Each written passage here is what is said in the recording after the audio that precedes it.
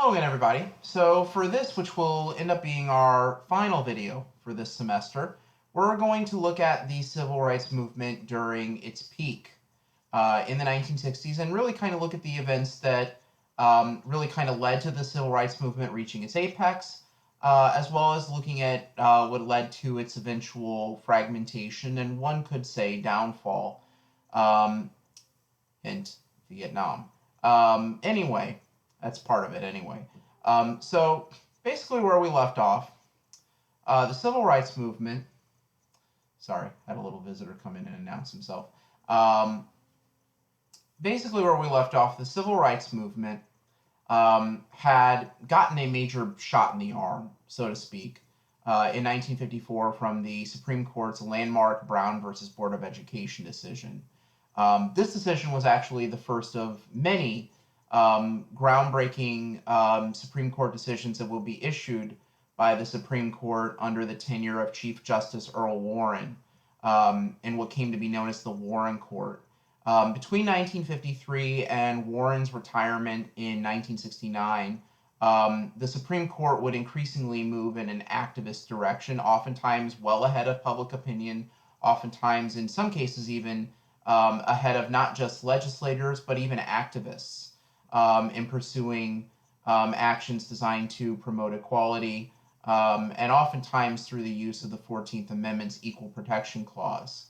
Um, in addition to the Brown decision, some rather notable Warren Court decisions include the 1963 case Gideon versus Wainwright, which essentially took what had been considered to be the federal guarantee that a person accused of a crime was entitled to legal counsel and made it apply nationwide, basically saying if you're accused of a crime, you have a right to an attorney, whether or not you can actually afford attorney out of your own pocket. Prior to that point, many states did not appoint attorneys for indigent people, like the claimant in that particular case, James Earl Gideon.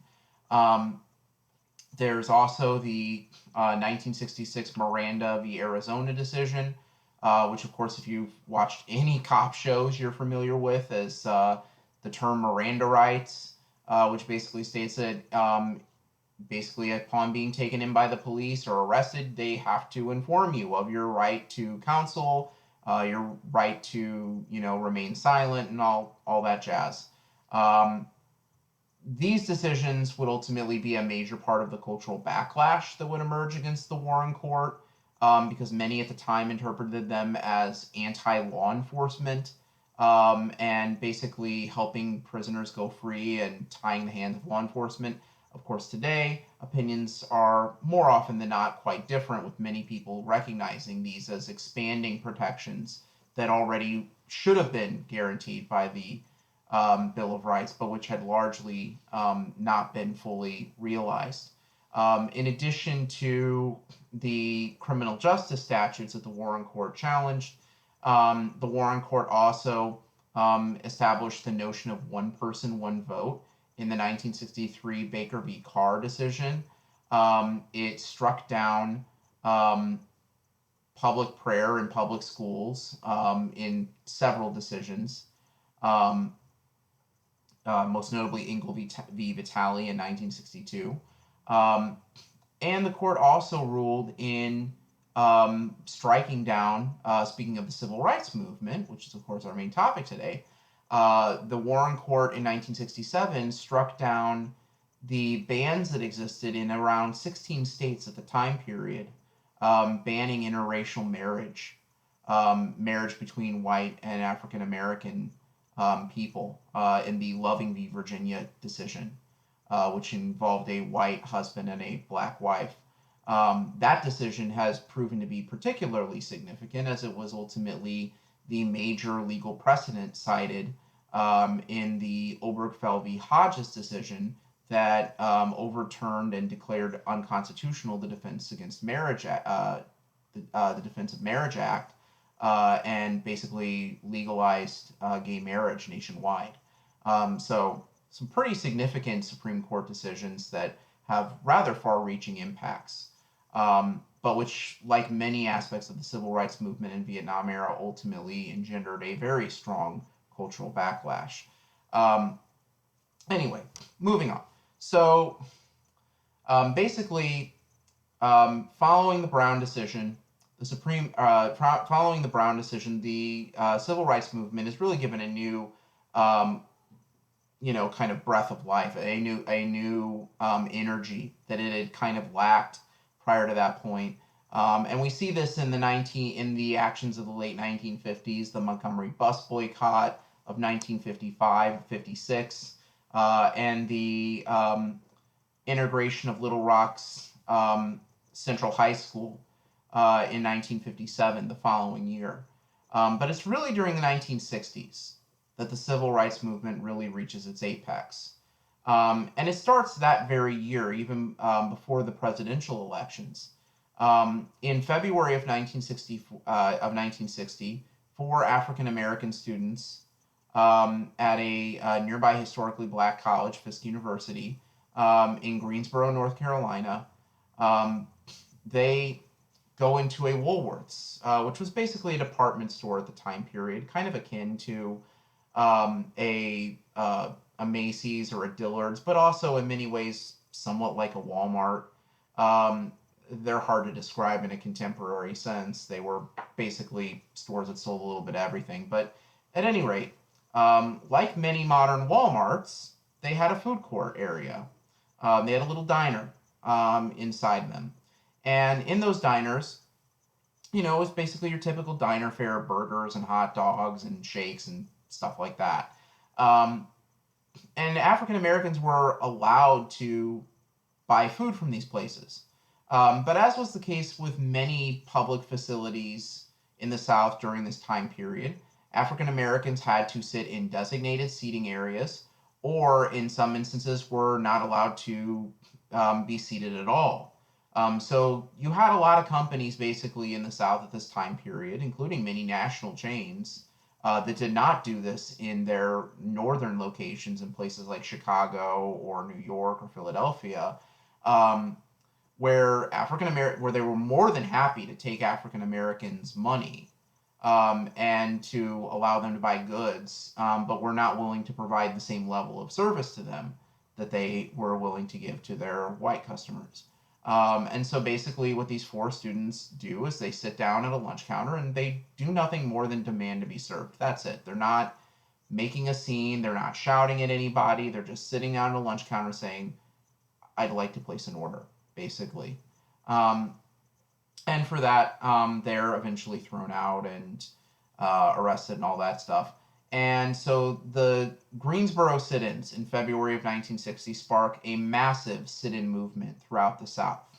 Eventually, a new organization is formed with seed money from Martin Luther King's Southern Christian Leadership Conference that is designed to organize college students, mostly African American, but some white students as well, um, into nonviolent mass protest action, the Student Nonviolent Coordinating Committee, which is led by a young divinity student named John Lewis, who is presently a congressman from Georgia, and one of the last living leaders of the civil rights movement.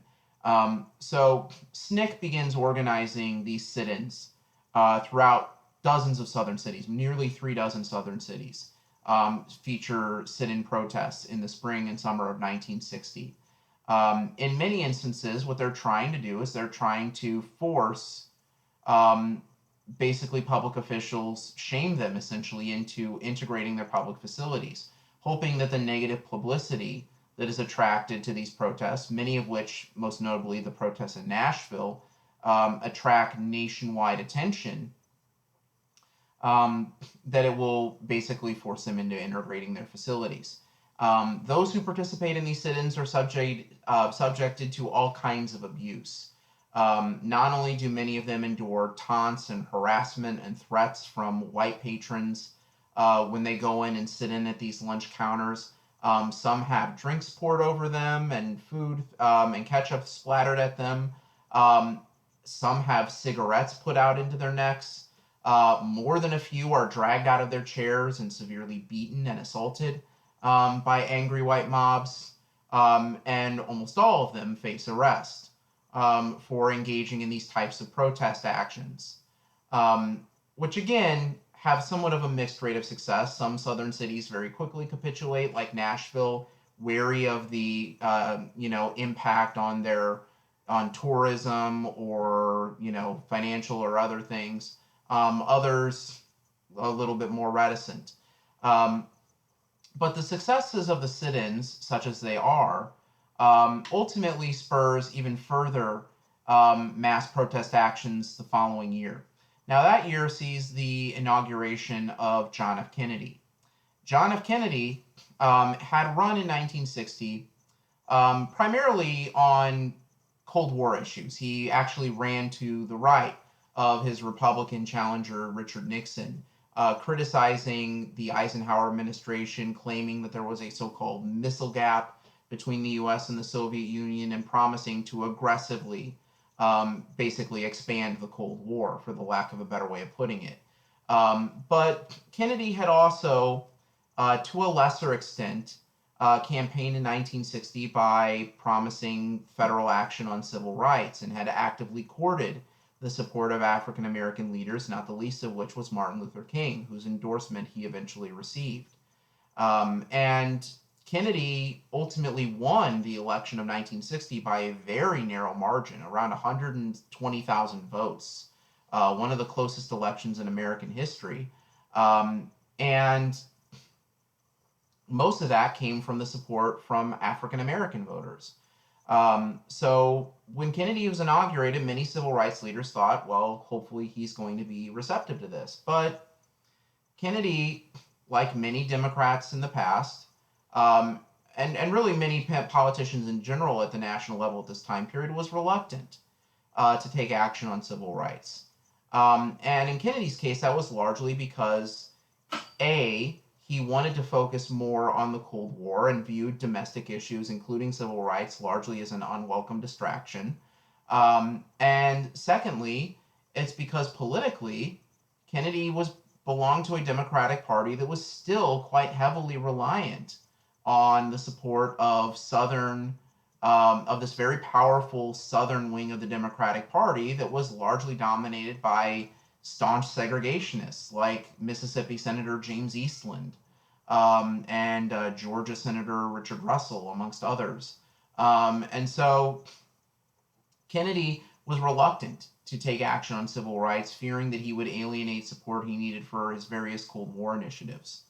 Um, Ultimately, however, activists would give Kennedy little choice but to take action, ultimately bringing the issue of civil rights to the forefront, um, drawing massive public attention to the issue in a way that it couldn't be ignored, and in the process, in Kennedy's mind, undermining and potentially damaging American efforts to win the hearts and minds of post colonial peoples in Africa and Asia, where the US was competing aggressively with the Soviet Union at this point. Um, the first real challenge to Kennedy and his complacency came in 1961, shortly after he was inaugurated, when a group of 400 activists, um, a joint operation between an old, very established civil rights group known as the Congress of Racial Equality, or CORE, with support from members of the Student Nonviolent Coordinating Committee, or SNCC. They decide to try to force the Kennedy administration to implement a Supreme Court order calling for the integration of interstate travel. And so what they do is they launch this thing known as the Freedom Rides, where they board around a dozen or so buses in the nation's capital, with the end goal of eventually forcing the integration of interstate travel by driving through the Deep South, through Alabama and Mississippi, with their end destination being the city of Jackson, Mississippi. Um, Kennedy basically pleads with them not to do this, arguing for a cooling off period, as he calls it, but the activists persist anyway. The first leg of their journey goes relatively uneventfully. But once the activists cross out of Georgia into Alabama, near the town of Anniston, one of the bus's tires is slashed, and when the bus is forced to stop, an angry mob surrounds the bus and firebombs the bus. They bomb the bus and nearly kill several of the activists who, and the only thing that really stops that from happening is a um, plainclothes police detective on board the bus got out and fired his pistol into the air to scare off the angry mob.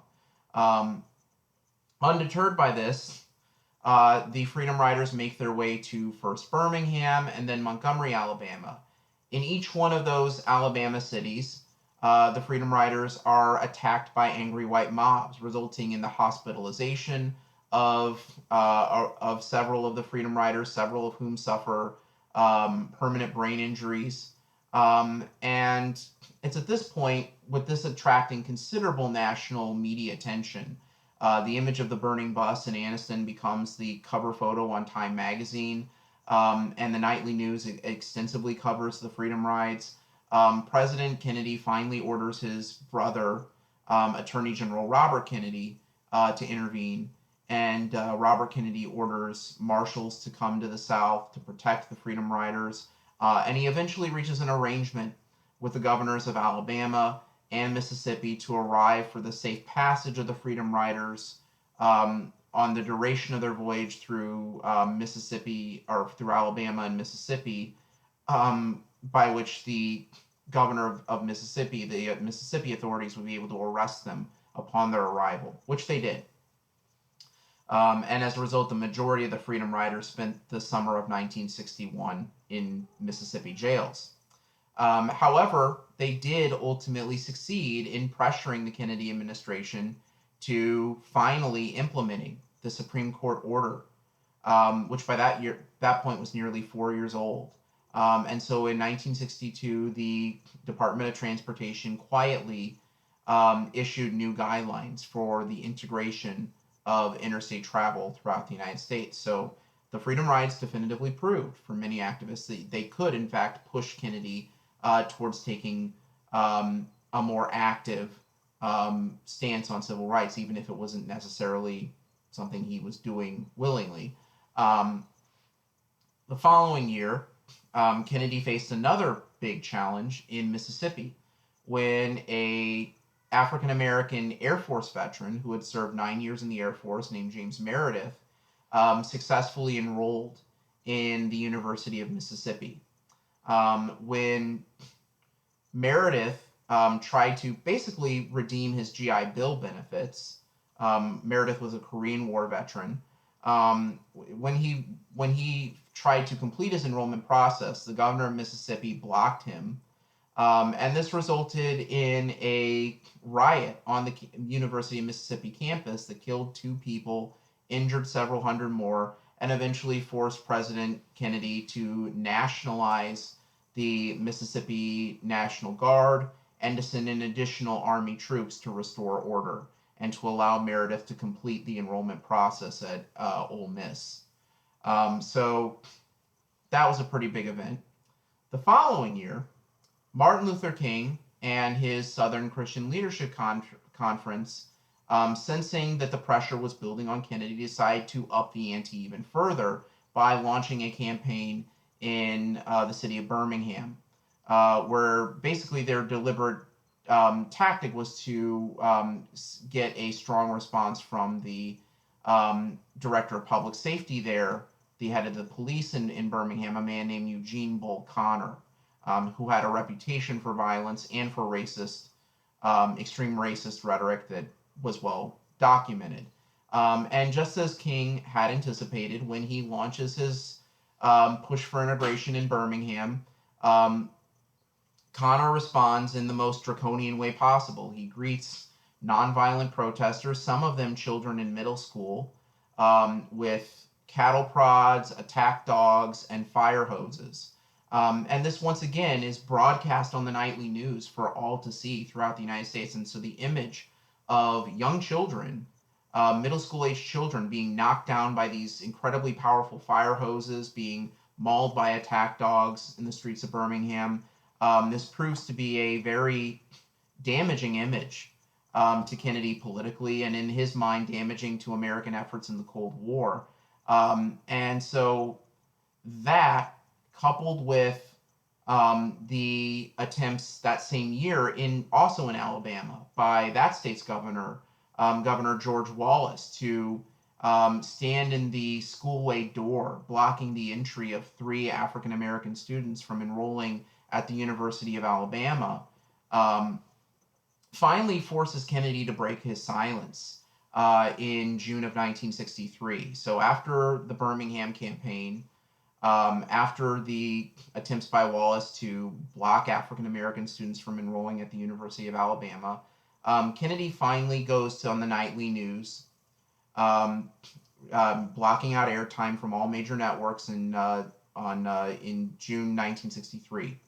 And he delivers a significant speech on civil rights, in which he states, um, "Who amongst us, when given the choice, would choose to have his skin darkened? Who amongst us, faced with these such circumstances, would follow the advice of counsel and delay, of patience and delay, rather?" Um, and so he gives this speech, and he announces a push for a massive civil rights bill that will ban discrimination in public accommodation, in employment, and in education, um, basically banning discrimination in most areas of public life. Um, Following this announcement that Kennedy is going to push for this massive civil rights bill, um, activists try to gear up to build public support for Kennedy's Civil Rights Bill, which would eventually be passed after his death as the Civil Rights Act of 1964. Um, and so they hold this massive rally in Washington in the last week of August 1963 in support of Kennedy's new civil rights push.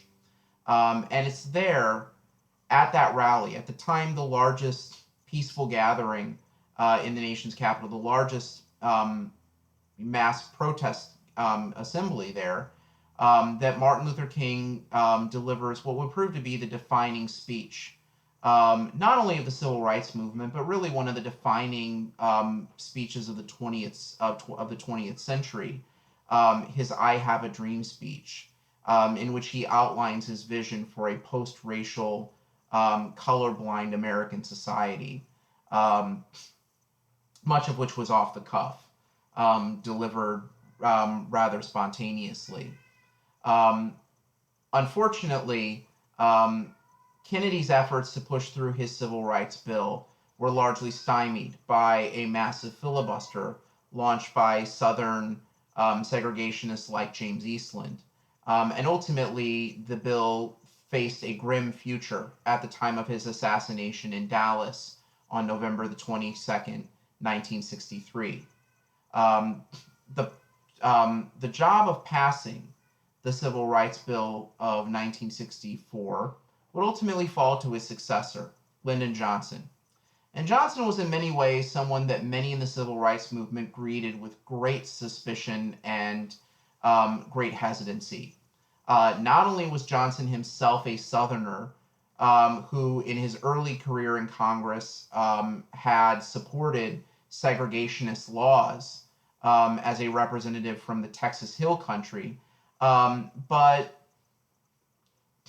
really was somebody who many regarded as um, not that trustworthy on the issue. But Johnson ultimately had a couple of things that were very big for him.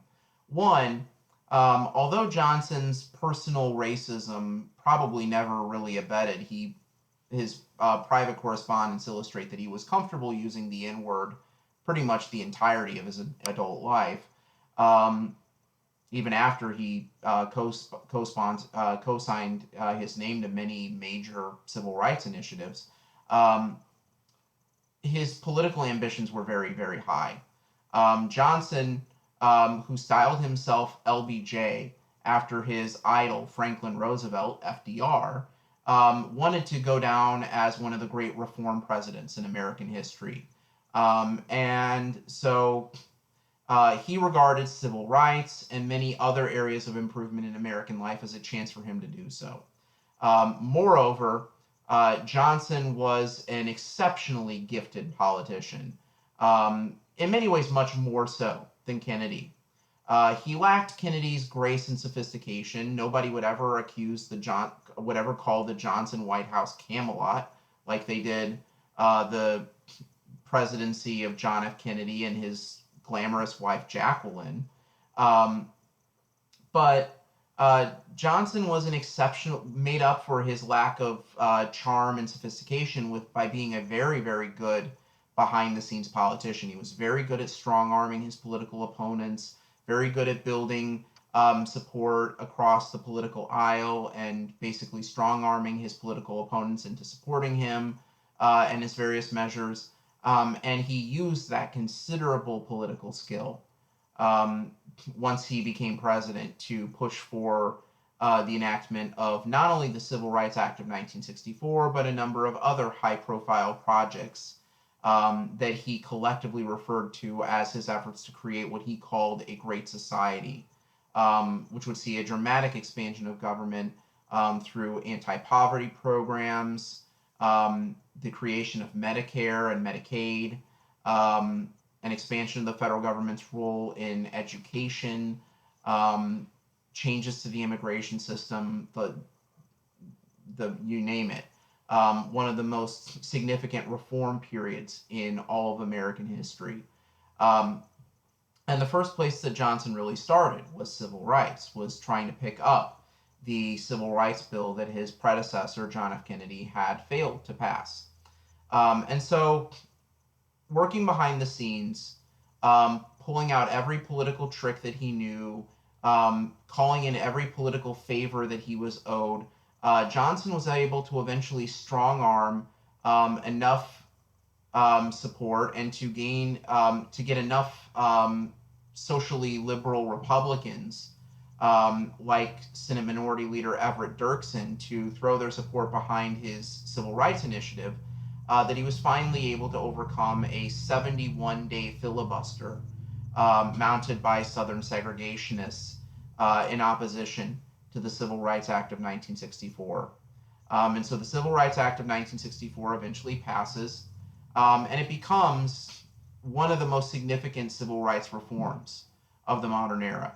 Like I said, it bans most forms of public discrimination, including discrimination in um, accommodation and service, discrimination in education and employment. It establishes an Equal Employment Opportunity Commission committee to investigate instances of workplace discrimination. Um, as part of a last minute addition to try to sabotage the passage of the act, the Civil Rights Act of 1964 includes a provision known as Title VII that also bars discrimination not only on the basis of race or national origin or religion, but also on the basis of gender, something which would indirectly spur the growth of a women's movement in the US in the latter part of the 1960s and the early 1970s. Um, it also, in theory, enshrined new protections for voting rights in the United States, which, of course, because of various um, officially colorblind mechanisms that Southern segregationists had created over the previous 70 odd years, had systematically disenfranchised African Americans. Now, once he passed the Civil Rights Act of 1964, Johnson, who faced a re-election battle that year against Arizona Republican Barry Goldwater, famously said, "I've lost the South for an entire generation." His declaration would prove to be both accurate but also a little bit premature.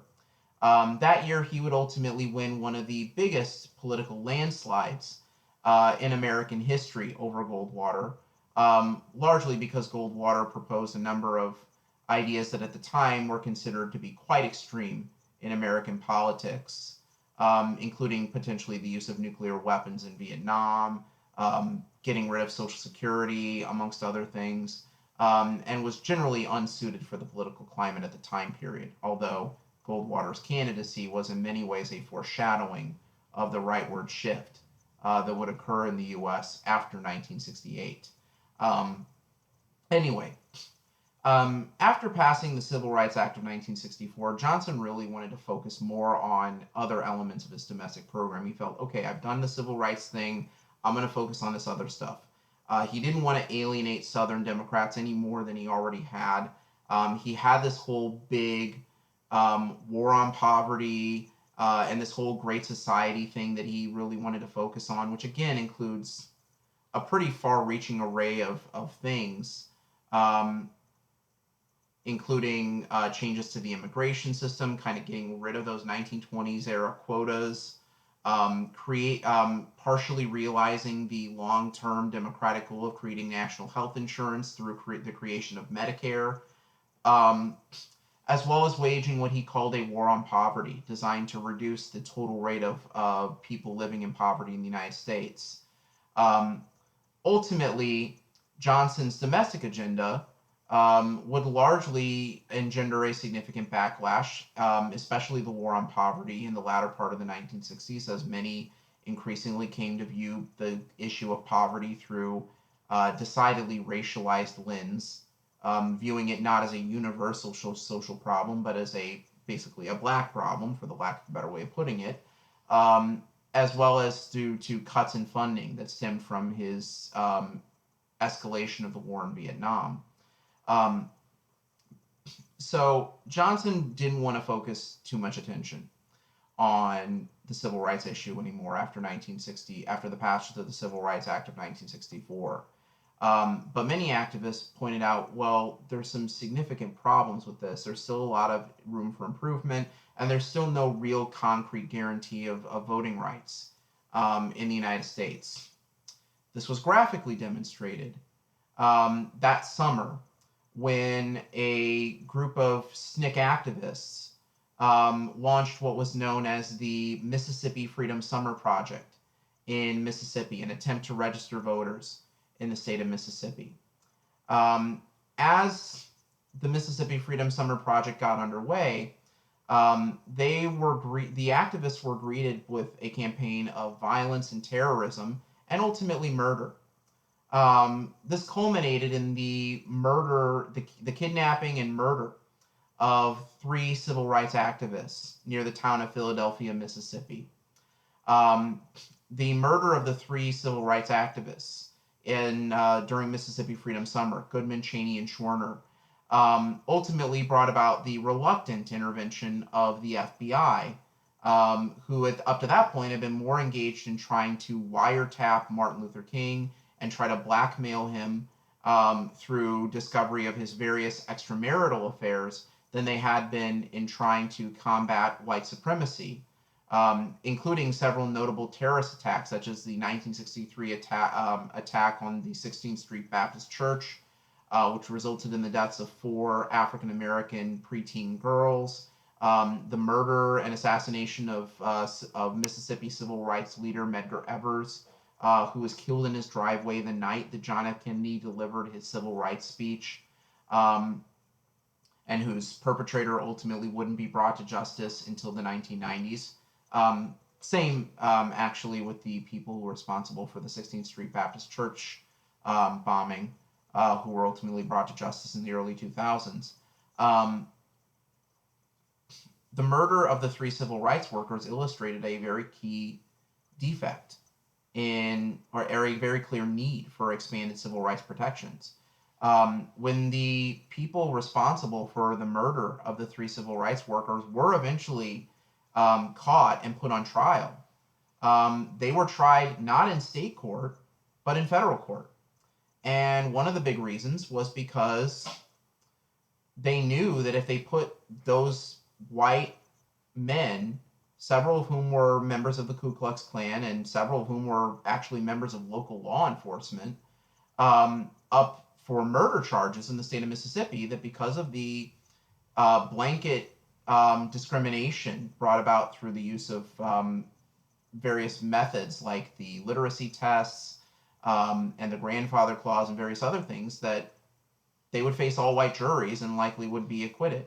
And so ultimately, rather than trying them for murder, the murderers of the three civil rights workers in the Mississippi Freedom Summer were tried instead in federal court on much lesser charges, and therefore facing much smaller sentences when they were eventually found guilty. And this really highlighted the need, an additional need for voting rights extension. Not only did African Americans need the right to vote to be more firmly enshrined so that they could actually vote for the politicians that represented them, but moreover, so that they could serve on juries. And so that this sort of blanket jury nullification, which had been the norm in the South since the end of Reconstruction, could finally be brought to an end. And so recognizing this, in early 1965, Martin Luther King and John Lewis of SNCC together decided to launch a mass protest in the city of Selma, Alabama. Much like Birmingham 2 years earlier in 1963, Selma was chosen in the winter of 1965 because, like like Birmingham, it had a racist sheriff, Sheriff Jim Clark, with a reputation for violence, and because they knew that the events in Selma would attract considerable national political attention. They weren't disappointed when 600 civil rights activists attempted to march across the Edmund J. Pettus Bridge over the Alabama River to begin their march from Selma to the Alabama state capital of Montgomery. They were greeted by several hundred armed Alabama state troopers, local law enforcement, and local vigilantes who attacked them with cattle prods and tear gas, all of which was caught, again, as in Birmingham, on nightly news cameras beamed into Americans' home. And so following what came to be known as Bloody Sunday, the attack on civil rights workers crossing the Edmund J. Pettus Bridge in March of 1965, President Johnson faces increasing public pressure and finally puts forward a Voting Rights Act in the summer of 1965. The Voting Rights Act of 1965 was another major achievement, arguably marking the apex of the civil rights movement. What the Voting Rights Act of 1965 did is it finally outlawed discriminatory practices like the use of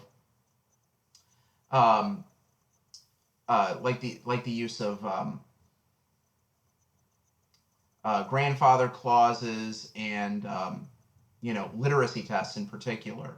Moreover, it created a process of federal review, what was known as preclearance, by which any jurisdiction with a history of racial discrimination and violence in trying to block African Americans or other minorities from voting, before they could pass any changes to their voting laws, they had to first receive clearance from the federal government.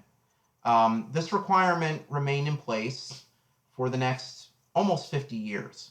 But then in 2013, the Supreme Court, in the Shelby County v. Holder decision, eventually did away with the pre-clearance requirement of the Voting Rights Act. And as a result, in the last half dozen years or so, numerous southern states, not the least of which Alabama, have tried to pass new voter ID laws designed to make it harder for, in particular, African Americans, but also students, the elderly, and the poor in general, from exercising their right to vote. Illustrative of the, all in pursuit of the largely illusionary goal of preventing voter fraud, which is very rare. An illustration of how the actual intent behind these laws actually manifests itself, when Alabama passed its voter ID law, one of the very first things it did after passing this new voter ID law which it ultimately was forced to reverse after considerable public outcry, was it then proceeded to try to close many of the DMVs in primarily African American areas in the state. So first they required people to get an ID to vote, and then they closed the license bureau, making people drive out of their way to get an ID, which many consider to be a poll tax because, of course, you have to pay for the gas, you have to pay for the ID, all that stuff. Anyway, so the passage of the Voting Rights Act is arguably the high watermark of the civil rights movement. From that point onward, though, things begin to lose cohesion. And there's a number of reasons why that is. Partly it's because, ironically, at the precise moment that the Voting Rights Act is being passed, a wave of riots in primarily northern and western cities in the United States begins to materialize that would erupt periodically over the next 3.5, 4 years, what came to be known as long hot summers. This starts in Los Angeles with the Watts riot in August of 1965, which results in the deaths of nearly 3 dozen people and the destruction of millions of dollars in property.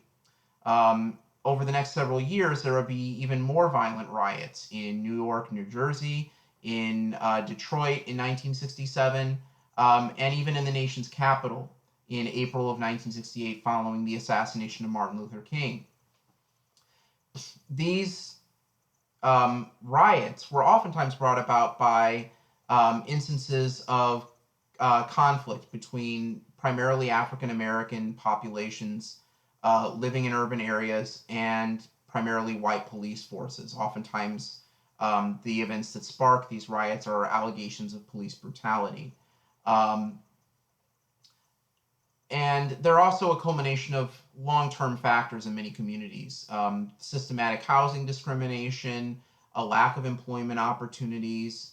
But another factor that contributes to the growing violence is the disproportionate effects of the Vietnam War. The Vietnam 1965, there's a reason why 1965 is the year when the civil rights movement begins to kind of go south. And a big part of that is because 1965 is also the year that the Vietnam War becomes an American war. And at least in the early years of that conflict, up until about 1967, 68, African Americans bear a disproportionate brunt of the casualties suffered during that war. Because of the fact that the Vietnam War was a war that largely relied upon conscription to fill enlistment quotas for the military, and because wealthy, primarily white Americans found various means of escaping from the draft, the Vietnam War draft disproportionately affected the poor and working class, and disproportionately, in particular, minorities. In the first few years of the Vietnam War, even though African Americans only comprise 11% of the population in the United States, they made up nearly 30% of frontline forces in Vietnam, and they amounted to nearly a quarter of frontline casualties in those first few years of the war. So the Vietnam War really causes a higher degree of militancy amongst many in the civil rights movement. It also causes many civil rights leaders, most notably Martin Luther King, to break with their one-time political ally, President Lyndon Johnson, over the Vietnam War. As early as 1965, King begins openly criticizing Johnson for the war in Vietnam, for the way that it diverts funding away from his Great Society programs and from the war on poverty, and from the way that it ultimately disproportionately affected the poor and minority communities in particular. And so that helps fuel this growing militancy within the movement. Now, there had always been an element of militancy within the civil rights movement prior to 1965. Malcolm X of the Nation of Islam had been a major kind of kind of alternative figure to King in the early 1960s. Um, King advocating nonviolence, with Malcolm X advocating a militant form of black nationalism that called for African Americans to secure their rights and freedoms by, quote, any means necessary. A declaration that did not rule out the use of violence and armed confrontation.